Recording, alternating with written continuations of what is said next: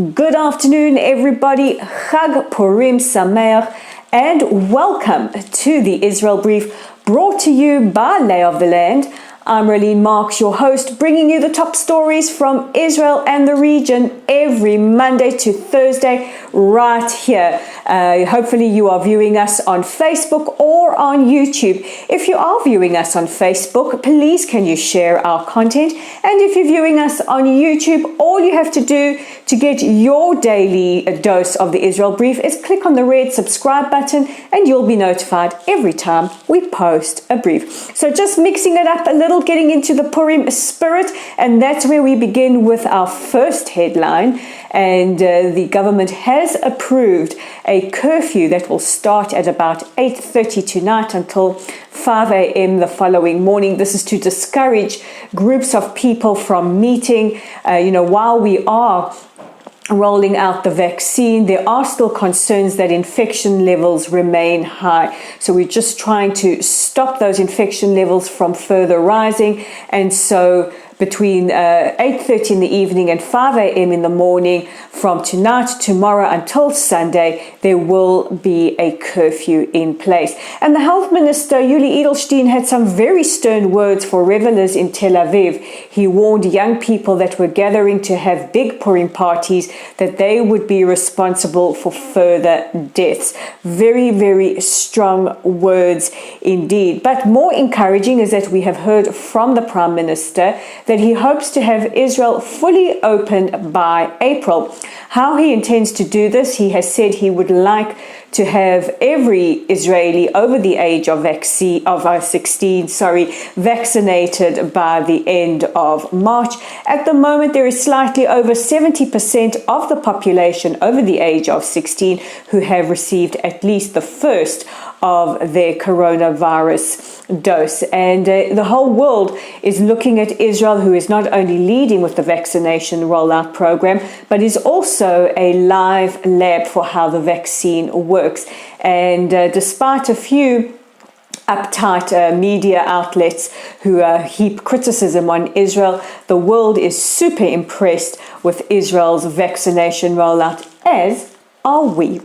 And our next story, continuing with the news of the oil spill that took place earlier this week, and Israel has banned the import of all Mediterranean seafood, which includes fish and any other marine life that is sold for consumption. This is until further notice, and this is because of the high levels of pollution in the water as a result of the spill. Now, we are still under a gag order as far as the investigation is concerned, but there has been some, although unconfirmed, speculation that the spill could have been caused by a Greek tanker.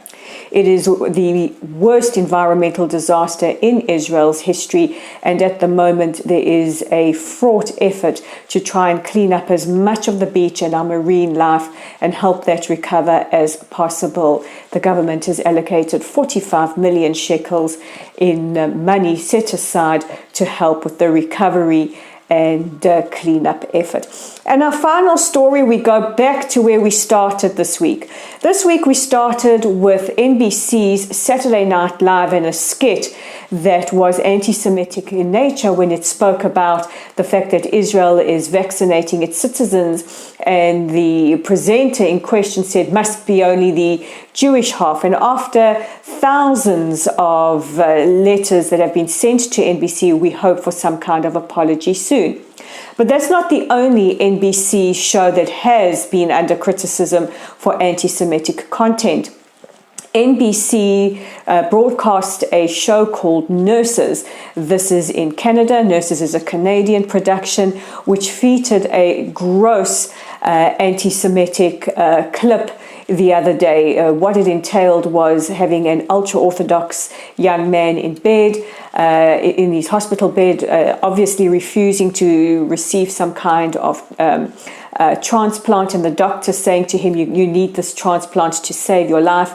And his father said, don't do it. It could be, God forbid, and using the derogatory term goy or an Arab or a woman. This is not only against Jewish law doesn't work that way, but it is also perpetuating a horrific anti-Semitic stereotype. And at a time where we see many ultra-Orthodox in cities around the world being beaten in the streets and being the subject of violence, as well as a rise in anti-Semitism, this is extremely, extremely worrying and an alarming trend indeed.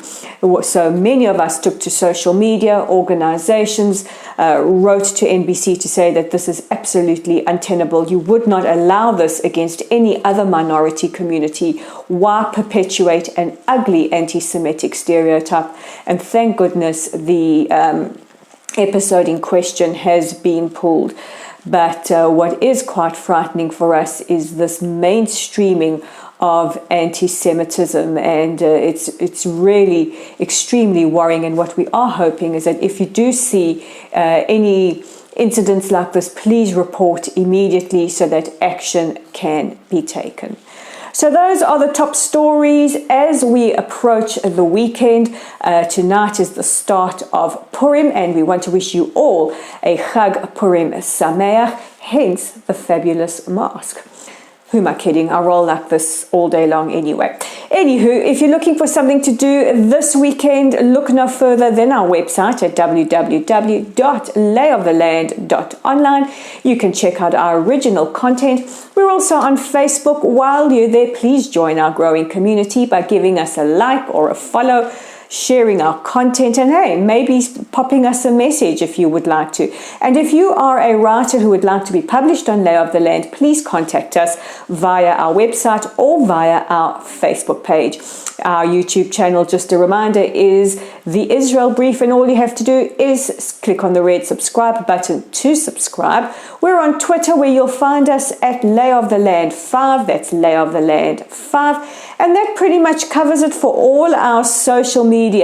So with the end of this week, I'm Rolene Marks wishing you all a peaceful, a safe and a healthy weekend. Shabbat Shalom, Chag Purim Sameach from the teams here at Lay of the Land and the Israel Brief, from our houses to your houses, and we will chat again next week.